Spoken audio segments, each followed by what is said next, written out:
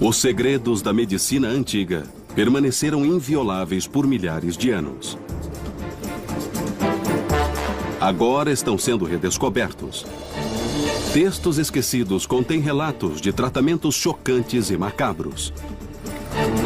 Como cirurgiões incas perfuravam crânios para salvar os pacientes da morte certa. Como um peixe elétrico era capaz de mitigar a dor. Um instrumento extraordinário foi usado para operar um príncipe com um dos ferimentos mais estranhos da história.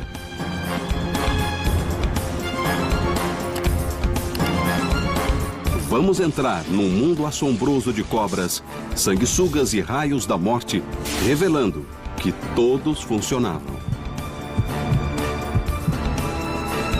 Hoje, os segredos da medicina primitiva. Inventos da antiguidade.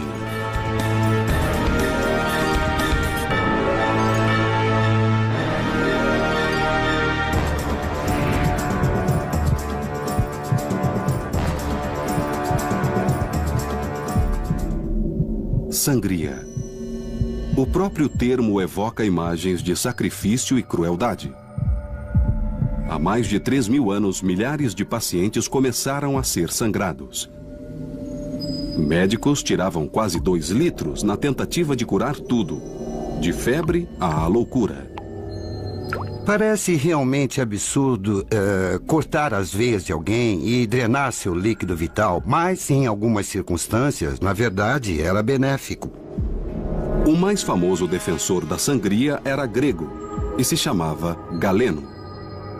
Nascido em 129 d.C., seria adorado como um deus por seu milagroso poder de cura.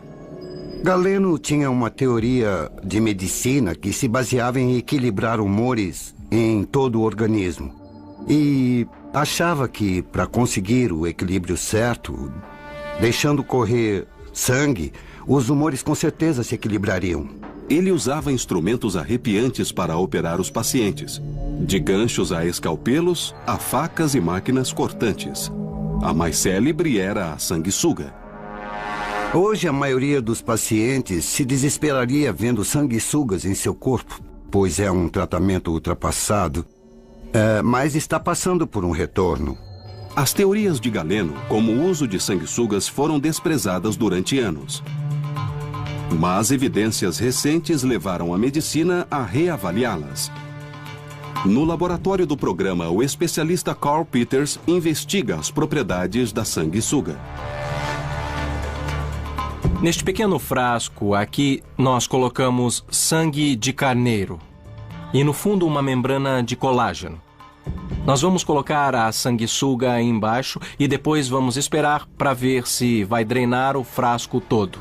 Em 20 minutos, o animal suga o sangue do frasco, quadruplicando seu peso corporal.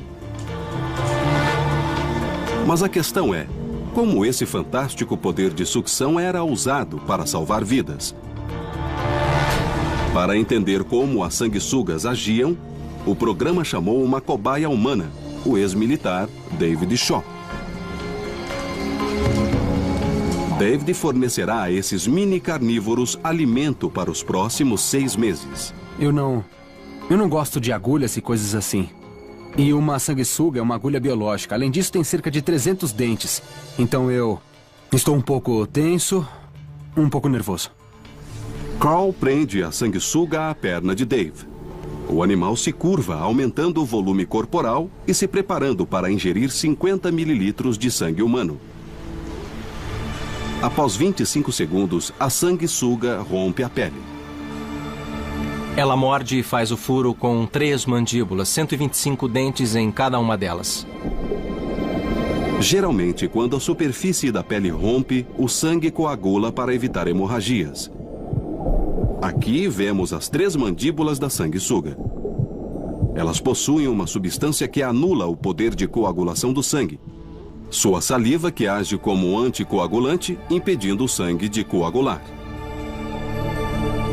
No passado e hoje, a sanguessuga se solta depois de absorver cerca de 55 gramas de sangue. Foi uma experiência e tanto.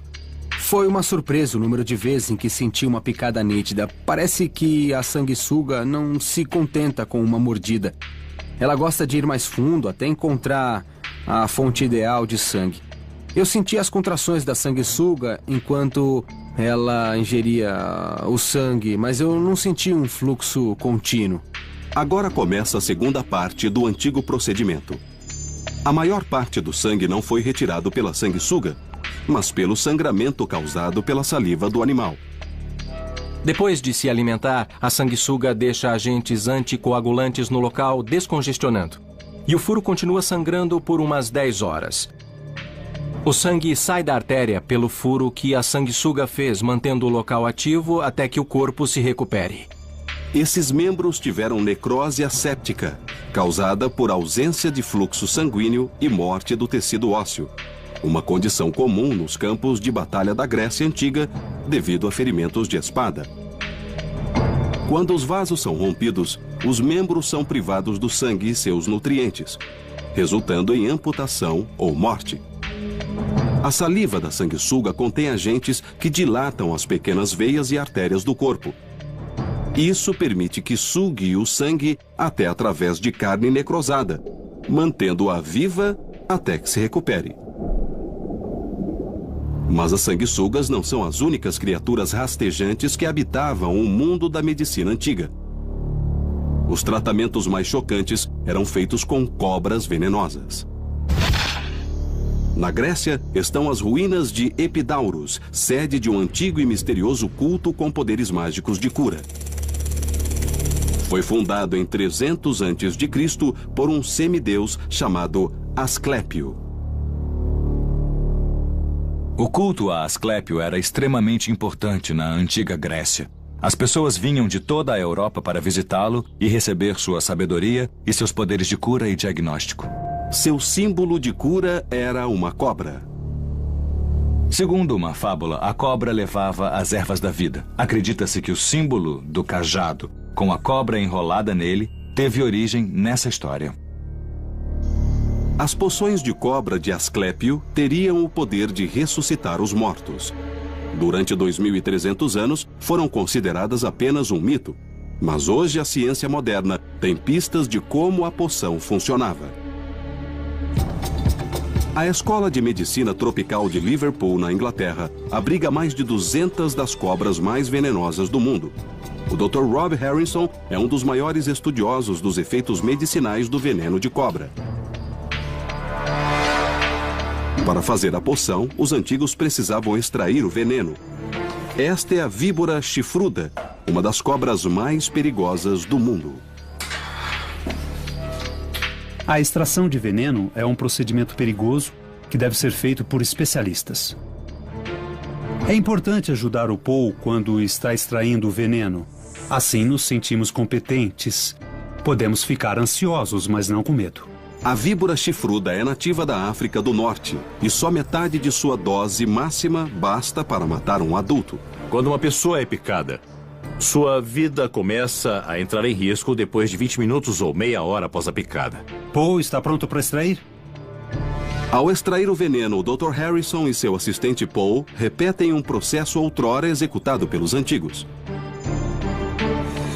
Muito bem. 4, 3, 2, 1, peguei. Pode pegar, já está presa. Pronto? Isso. Depois de prender a cobra, eles apoiam suas presas na borda de um copo e forçam o veneno para dentro.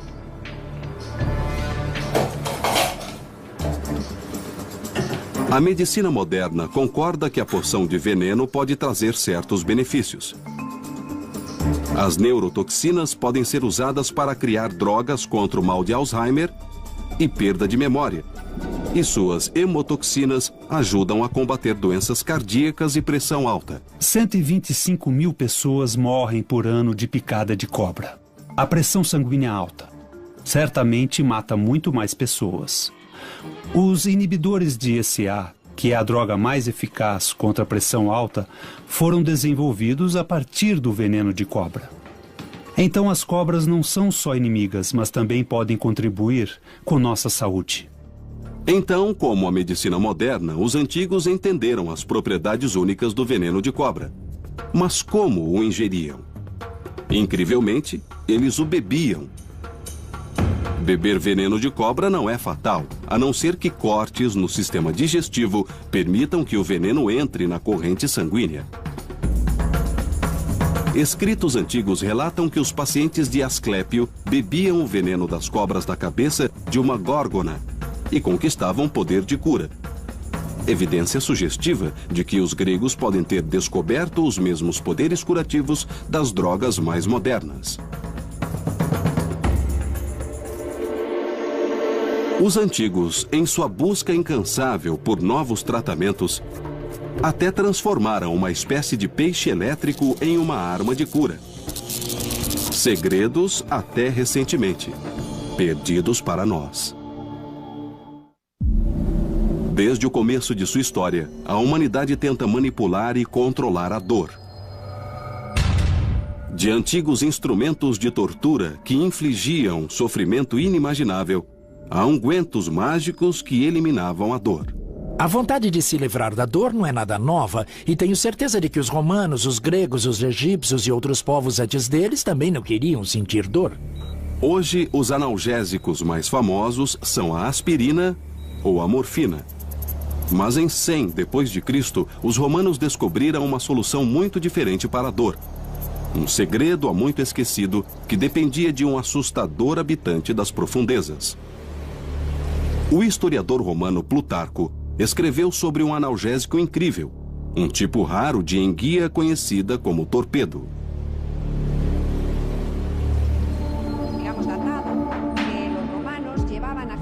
Antigas fontes romanas relatam que pessoas com dores fortes nas juntas e na perna eram levadas para a praia, onde seus pés eram colocados bem em cima do peixe torpedo.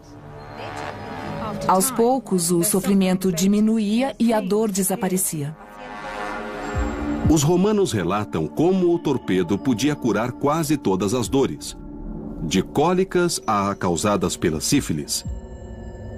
Mas além desses textos antigos, não se sabe se o tratamento realmente funcionava. Como o choque de um peixe é capaz de aliviar a dor? No aquário Finisterrae, em La Coruña, Espanha, torpedos são examinados cientificamente pela primeira vez. A bióloga Fernanda Migueles sempre sentiu fascínio por esse peixe, cujo choque elétrico mortal pode ser capaz de curar.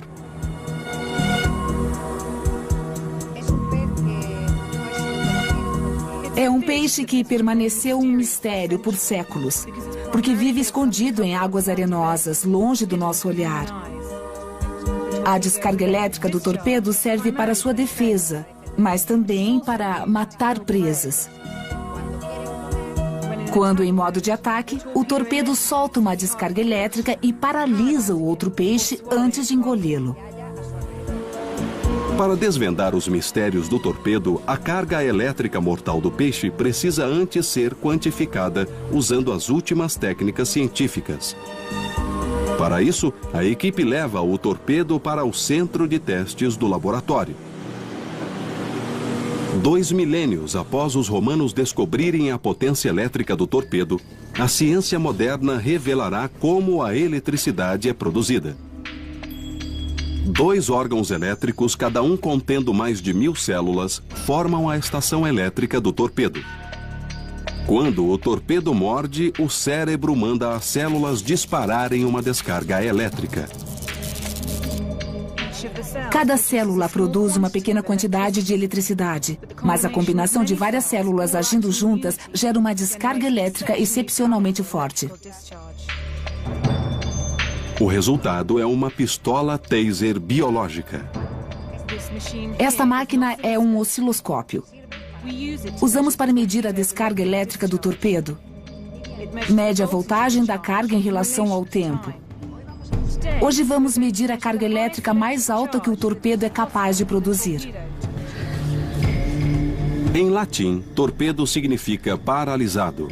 E Fernanda deve tomar muito cuidado ao manipular o peixe durante o teste. O torpedo dispara sua descarga, que registra 20 volts, quase o dobro da potência de uma bateria de carro. Veja, é uma descarga de 20 volts disparada 3 vezes em intervalos de apenas 5 milissegundos. Isso causaria uma dor muito forte numa pessoa. A equipe do programa agora sabe a potência elétrica do torpedo. Mas a questão vital continua.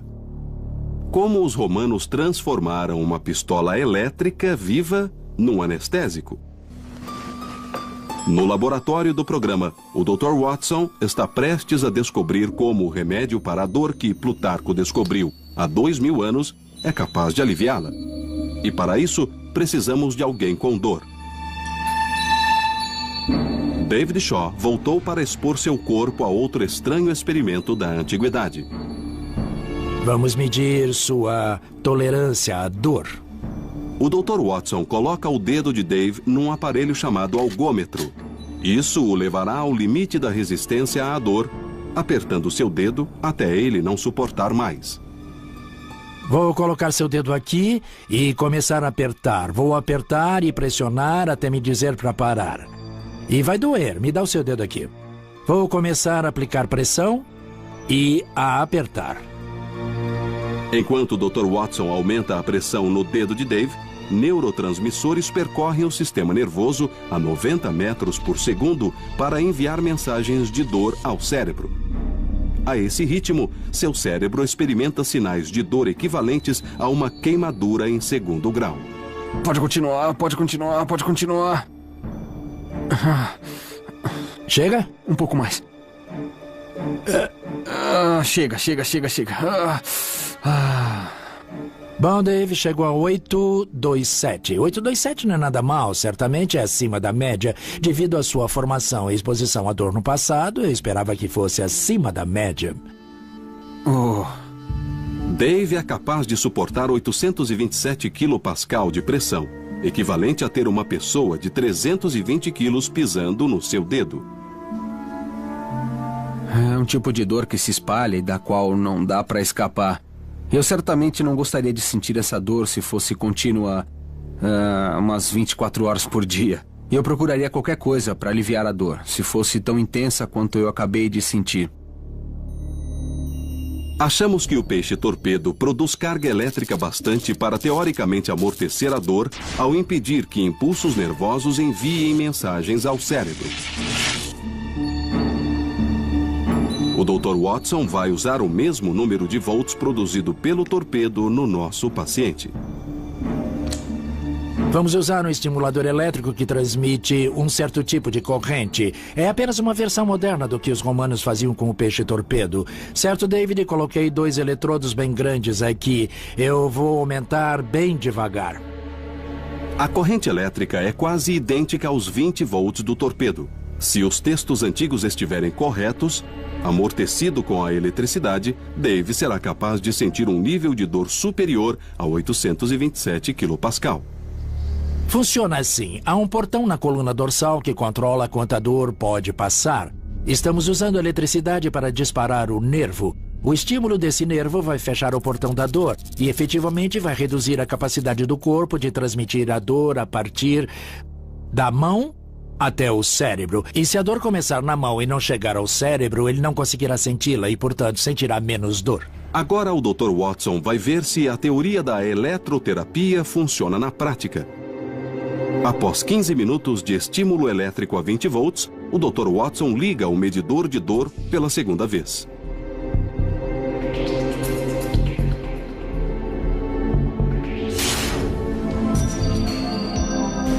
O medidor de dor esmaga o dedo de Dave. Ele está passando por um nível de dor muito maior do que um ser humano suporta normalmente. Certo? O índice é 1096, muito maior do Tudo que isso na mesmo? última vez. Muito bom. 200 a mais, né? Isso mesmo, é 25% a mais do que antes. No começo estava marcando 827 quando ele me pediu para parar.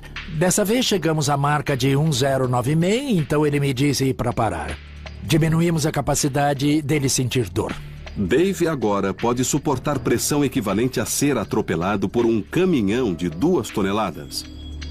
2000 anos após os textos de Plutarco, esse experimento pioneiro revelou que os relatos sobre as curas efetuadas pelos romanos eram baseados em fatos.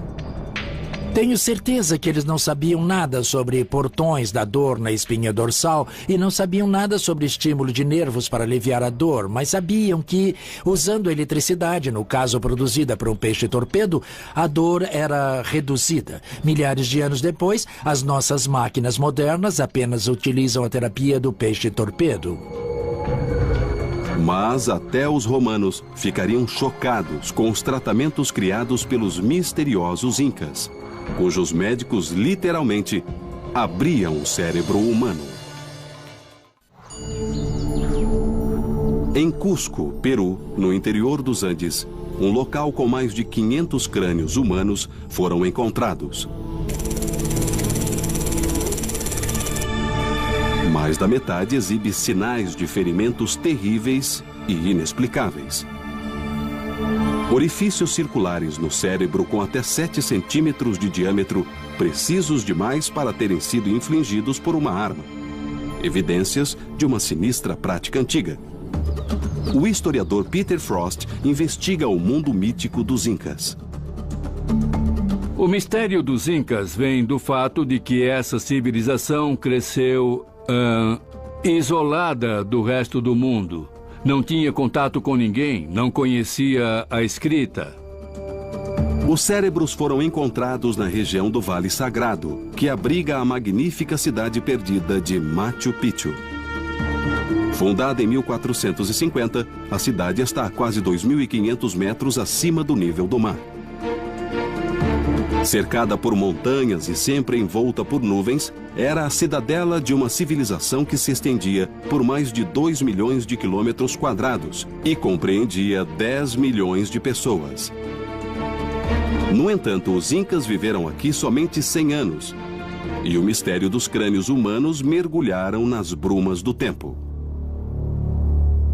5 séculos depois, novas evidências forenses podem resolver esse enigma, pois sugerem que essas pessoas sobreviveram às lesões.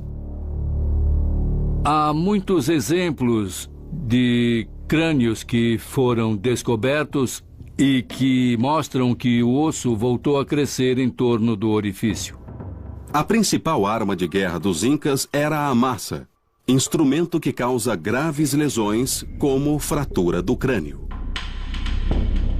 O problema de um ferimento ou de uma fratura no crânio é que empurra fragmentos de osso para a área do cérebro. Precisam ser extraídos ou retirados, porque o cérebro é como uma caixa fechada.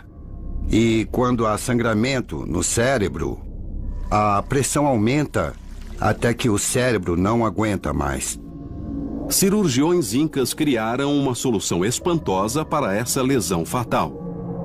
Eles inventaram uma técnica extraordinariamente sofisticada, a trepanação. Trata-se da remoção de uma área do crânio para aliviar a pressão ou descomprimir uma fratura do crânio. Podemos saber quanto tempo um Inca viveu após o procedimento, analisando os crânios e procurando ver se eles se recuperaram. Incrivelmente, em 80% dos casos observados, os Incas sobreviveram a essa cirurgia primitiva. Mas como? No laboratório do nosso programa, o cirurgião Mike Edwards vai recuar 600 anos no tempo. Ele vai realizar uma trepanação usando instrumentos incas na cabeça de um carneiro comprada num açougue. O desafio de realizar uma trepanação nos tempos dos Incas deve ter sido tremendo. Imagine que estou numa montanha peruana com a cabeça de um homem entre os joelhos. Já raspei o cabelo e vou fazer a primeira incisão. Mike usará a mesma lâmina que os cirurgiões incas, de obsidiana, um vidro vulcânico que é 5 vezes mais cortante do que o aço cirúrgico. Lembre-se que o paciente inca não era anestesiado. É um momento tenso porque eu sei que vou machucar a pessoa que estou operando, mas tenho que manter o sangue frio. Não posso me abalar com seus gritos. Minha mão não pode tremer. Eu preciso lembrar que estou fazendo isso para o bem dele. Isso vale para qualquer procedimento cirúrgico, com a diferença de que, neste caso, o paciente está lúcido e sentindo o que eu estou fazendo. A lâmina de obsidiana penetrou o couro cabeludo. É um instrumento muito afiado. Mike leva 30 minutos para penetrar o osso. É pouco tempo, mas não para o paciente Inca. Durante a operação, Mike rompe vários nervos cranianos, enviando mensagens de dor intensa para o cérebro. Sob o osso, ele encontra a dura mater, uma fina camada cheia de vasos sanguíneos. É a última camada que protege o cérebro, mas é fina como um tecido de algodão. Estou tomando muito cuidado ao cortar o crânio para não atingir a dura mater, porque sei que se atingir vai sangrar e eu não sei se conseguirei conter o sangramento e entraria no cérebro. Pode haver pressão dentro do cérebro. Uma pressão que me levou a fazer o procedimento. Então, se eu atingir a dura mater, o cérebro pode vazar como pasta de dente na minha frente. E o paciente morreria em segundos. Bom, parece que a trepanação foi bem sucedida. Eu abri uma aba cerebral, como vê. Penetrei o periósteo, atravessei o osso. E o que vemos sob o orifício é a dura mater. A grande maioria dos pacientes não morria por causa da trepanação, mas devido a infecções do cérebro depois. Mas 8 em cada 10 pacientes incas sobreviviam. O osso voltava a se formar e a pele cicatrizava, deixando apenas uma pequena reentrância. No mesmo período, a quase 10 mil quilômetros de distância, na Inglaterra, um simples ferreiro transformou a história da medicina. Como ele usou apenas um martelo e ferro fundido para realizar uma cirurgia cerebral com o fim de retirar uma flecha que atingiu a cabeça do príncipe mais poderoso do mundo medieval. O maior laboratório de testes para a medicina é a guerra. Mas poucos sabem que as técnicas cirúrgicas usadas em zonas de guerra do Vietnã ao Iraque foram inventadas há mais de 2 milênios na Roma Imperial. A máquina de guerra romana levou à criação do Medici, o primeiro batalhão médico da história. Os soldados médicos tornaram-se muito importantes à medida que o exército romano se profissionalizava. E em torno do século I depois de Cristo, o imperador Augusto entendeu a importância de ter uma equipe médica de qualidade para suas forças, seus exércitos. O Museu de Civilização Romana, em Roma, abriga uma fascinante coleção de imagens extraídas da coluna de Trajano, que datam de 113 depois de Cristo. Mostram cirurgiões operando nas linhas de frente, aplicando curativos, talas e dando os primeiros socorros. Segundo os afrescos, os cirurgiões romanos inventaram as técnicas e instrumentos usados pelos médicos dos exércitos atuais. É o que investiga o cirurgião Damian Moll. Os princípios básicos da cirurgia e das operações mudou muito pouco ao longo da história. O que mudou mesmo foi a tecnologia. Um cirurgião no campo de batalha precisava conter hemorragias e realizar amputações de emergência. Precisava de algo para cortar pele, músculos, tendões, algo como uma faca. E precisava de algo para cortar ossos, algo como uma serra. Esta serra ainda é usada por muitos cirurgiões para cortar ossos durante uma amputação. Um extraordinário relato escrito no século II por um cirurgião romano chamado Celso descreve o uso primitivo de bisturis, ganchos e pinças. E suas instruções ainda são seguidas em salas de operação hoje em dia. Os cirurgiões modernos limpam e costuram cortes tal como ele recomendou, há mais de 1800 anos. Cirurgiões não podem ignorar a história e o passado.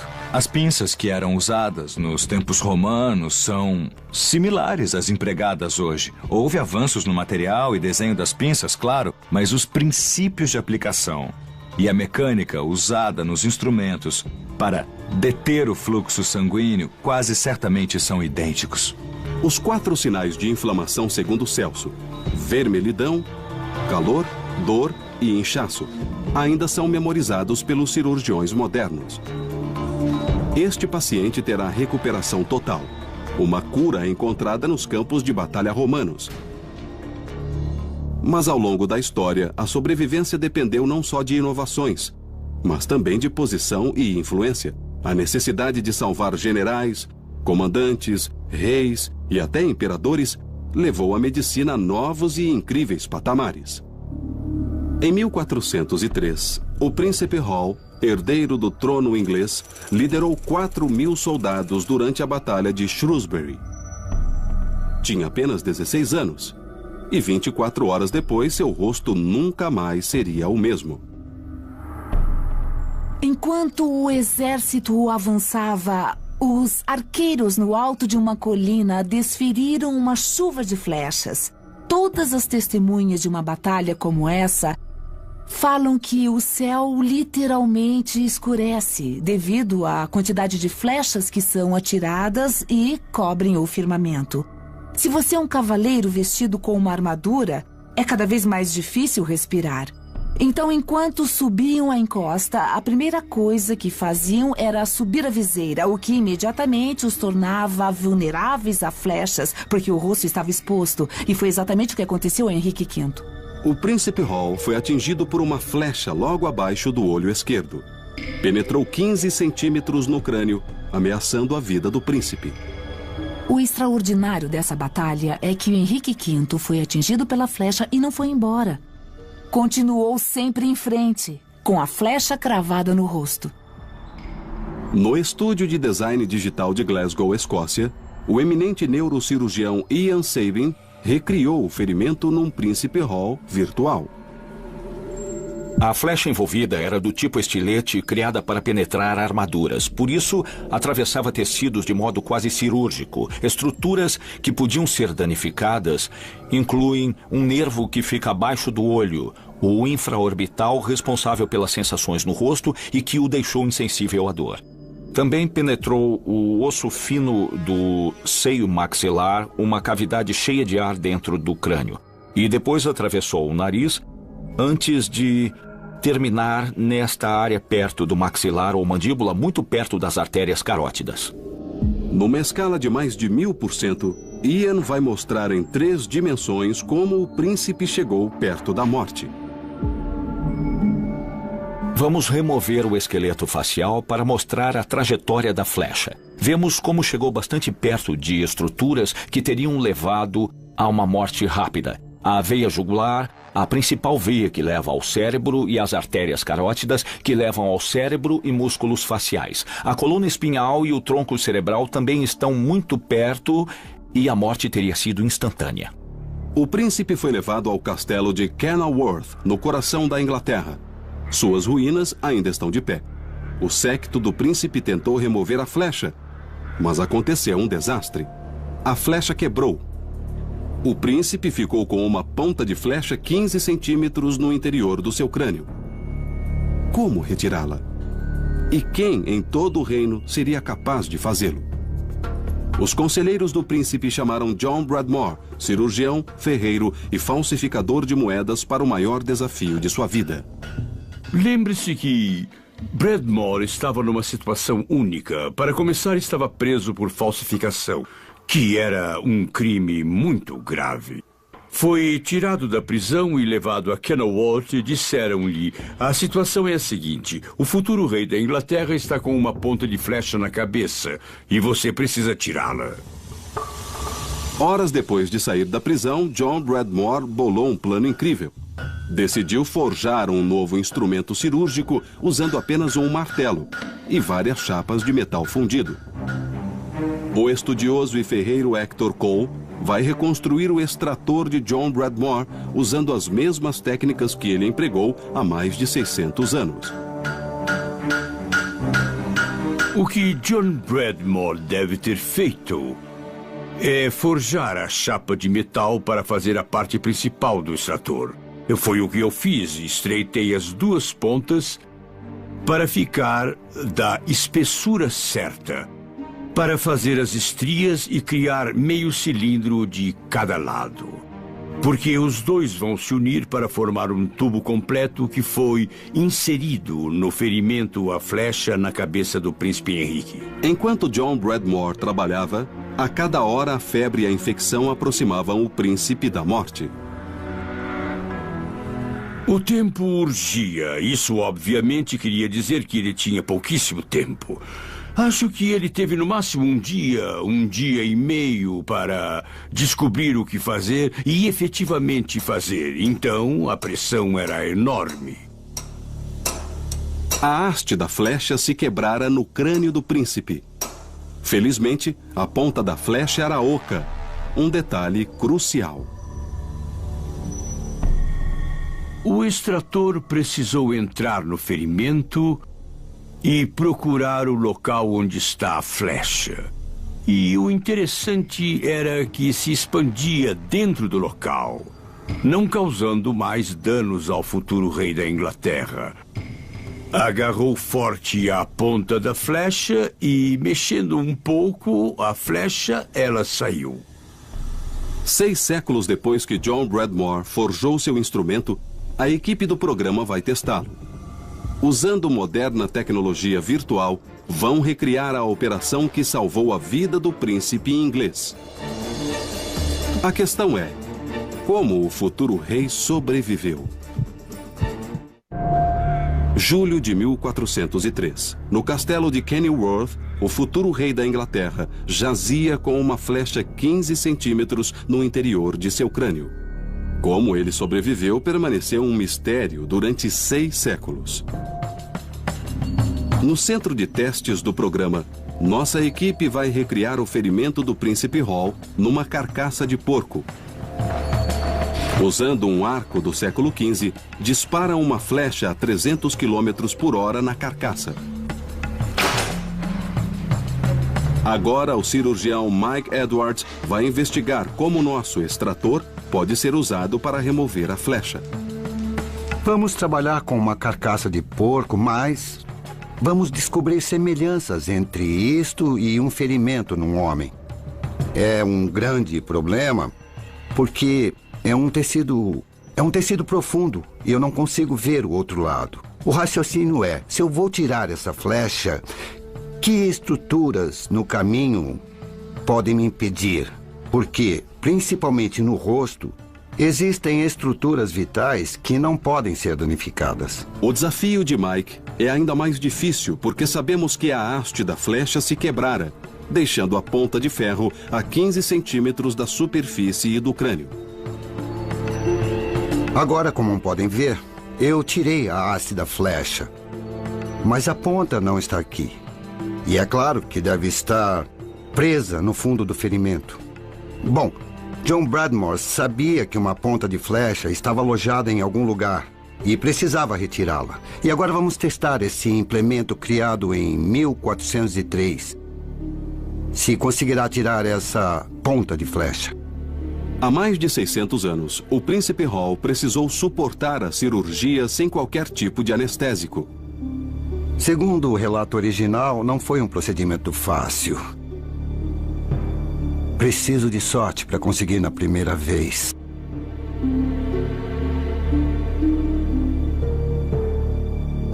Não peguei.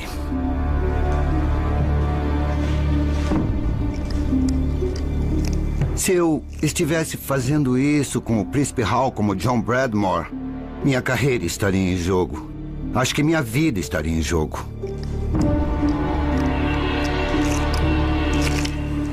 Agora eu preciso verificar se eu estou perto da ponta da flecha. Acho que consegui. Prendi alguma coisa. A questão é...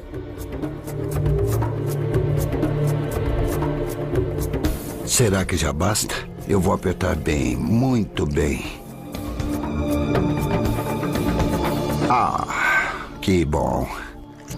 O sucesso de Mike dependeu de muitas tentativas e erros e conduz a mais um enigma. Como o príncipe sobreviveu a um procedimento tão invasivo? Para saber, a equipe precisa de tecnologia moderna para examinar o cérebro do príncipe. No estúdio de design digital de Glasgow, Escócia, tecnologia avançada pode decifrar o mistério do príncipe que, por pouco, não se tornou rei. O que fizemos com o príncipe foi construir um modelo tridimensional, mas em camadas. Começamos com os tecidos externos e continuamos em frente. Conseguimos recriar o cérebro, o crânio, todos os sistemas principais do cérebro, para entender muito claramente onde a ponta da flecha estava instalada. A equipe vai encenar a história do Príncipe Hall num espaço virtual em 3 dimensões. Todos os elementos reais são milimetricamente recriados. Para conseguir recriar uma imagem realista em 3D da flecha e do extrator, nós temos que delineá-los. Em seguida, usamos essa linha para criar a série de superfícies. Então, nós podemos usar imagens de fotografias que tiramos e que projetamos nas superfícies que nós criamos a partir das linhas básicas. E o resultado a que nós chegamos é um produto final muito realista. Todos os elementos virtuais estão prontos e o neurocirurgião Ian Sabin vai realizar a primeira operação virtual num personagem histórico. Podemos tirar o crânio e a camada de músculos? Vamos selecionar as camadas. Pronto. Ian consegue visualizar o príncipe virtual usando óculos 3D. Luvas ápticas permitem que manipule o príncipe num espaço virtual. Extrator, por favor. Muito bem, aqui está o extrator. A flecha seguiu a única trajetória não fatal possível. Poupou a espinha dorsal, o tronco cerebral e o mais vital vaso sanguíneo do cérebro, a artéria carótida. Usando o extrator de Bradmore, vou refazer o percurso que a flecha criou. Acabei de conseguir localizar o nicho da ponta da flecha. Parece que é o mesmo lugar, mas agora posso ver mais de perto o que Bradmore não podia fazer, claro. Giramos a cabeça e vemos a ponta e vamos olhar bem de perto. É uma visão que eu nunca tive antes. É fenomenal. Quase peguei a artéria carótida. Ele podia ter morrido. Nesse momento, há 600 anos, o príncipe estava com febre. Seu batimento cardíaco era de 120 batidas por minuto. Era crucial retirar a flecha. Mas antes, Ian precisa confirmar a localização da flecha. Estou prestes a retirar a flecha. O sangramento pode ser torrencial. Preciso que alguém pressione a artéria carótida se isso acontecer. Vamos preparar gases e pinças vasculares. Agora vou puxar a linha para abrir o maxilar. Muito bem, agora posso mexer a flecha de um lado para o outro, libertando-a do osso e eu vou puxá-la gradualmente.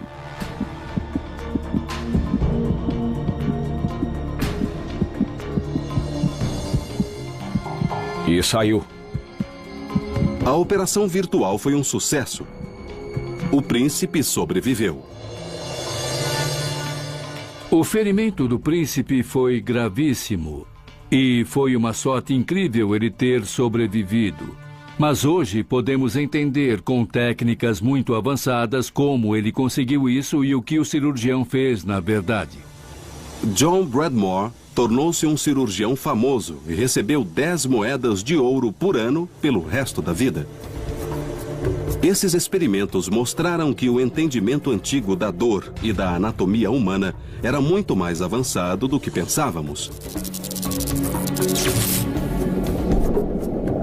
Tratamentos macabros, de sanguessugas a cobras e peixes torpedos, não devem ser considerados primitivos, mas visionários. Cada hospital moderno, cada vida salva teve como origem o trabalho pioneiro dos primeiros médicos da história.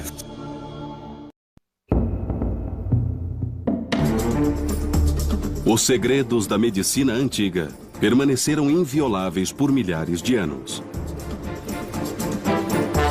Agora estão sendo redescobertos. Textos esquecidos contêm relatos de tratamentos chocantes e macabros. Como cirurgiões incas perfuravam crânios para salvar os pacientes da morte certa. Como um peixe elétrico era capaz de mitigar a dor. Um instrumento extraordinário foi usado para operar um príncipe com um dos ferimentos mais estranhos da história.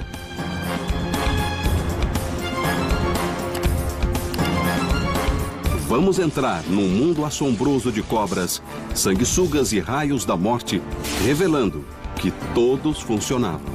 Vital, mas em algumas circunstâncias, na verdade, era benéfico. O mais famoso defensor da sangria era grego e se chamava Galeno. Nascido em 129 d.C., seria adorado como um deus por seu milagroso poder de cura. Galeno tinha uma teoria de medicina que se baseava em equilibrar humores em todo o organismo. E achava que, para conseguir o equilíbrio certo, deixando correr sangue, os humores com certeza se equilibrariam. Ele usava instrumentos arrepiantes para operar os pacientes, de ganchos a escalpelos, a facas e máquinas cortantes. A mais célebre era a sanguessuga. Hoje, a maioria dos pacientes se desesperaria vendo sanguessugas em seu corpo, pois é um tratamento. Para entender como as sanguessugas agiam, o programa chamou uma cobaia humana, o ex-militar David Shaw. David fornecerá a esses mini carnívoros alimento para os próximos 6 meses. Eu não gosto de agulhas e coisas assim. E uma sanguessuga é uma agulha biológica. Além disso, tem cerca de 300 dentes. Então eu estou um pouco tenso, um pouco nervoso. Carl prende a sanguessuga à perna de Dave. O animal se curva, aumentando o volume corporal e se preparando para ingerir 50 mililitros de sangue humano. Após 25 segundos, a sanguessuga rompe a pele. Ela morde e faz o furo com 3 mandíbulas, 125 dentes em cada uma delas. Ultrapassado, mas está passando por um retorno. As teorias de Galeno, como o uso de sanguessugas, foram desprezadas durante anos. Mas evidências recentes levaram a medicina a reavaliá-las. No laboratório do programa, o especialista Carl Peters investiga as propriedades da sanguessuga. Neste pequeno frasco aqui, nós colocamos sangue de carneiro e no fundo uma membrana de colágeno. Nós vamos colocar a sanguessuga aí embaixo e depois vamos esperar para ver se vai drenar o frasco todo. Em 20 minutos, o animal suga o sangue do frasco, quadruplicando seu peso corporal. Mas a questão é, como esse fantástico poder de sucção era usado para salvar vidas? Hoje, os segredos da medicina primitiva. Inventos da antiguidade.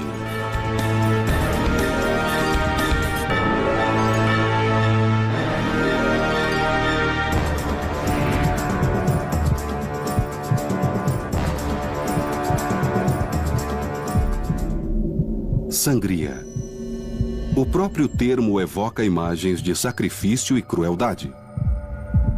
Há mais de 3.000 anos, milhares de pacientes começaram a ser sangrados. Médicos tiravam quase 2 litros na tentativa de curar tudo, de febre à loucura. Parece realmente absurdo cortar as veias de alguém e drenar seu líquido.